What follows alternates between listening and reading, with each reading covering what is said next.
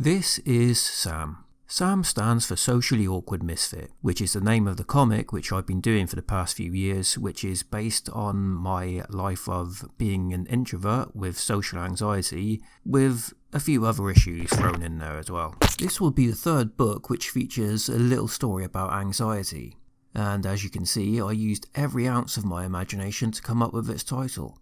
The story covers some of the issues that people with social anxiety have to go through, such as walking down the street and, talking to people and stuff.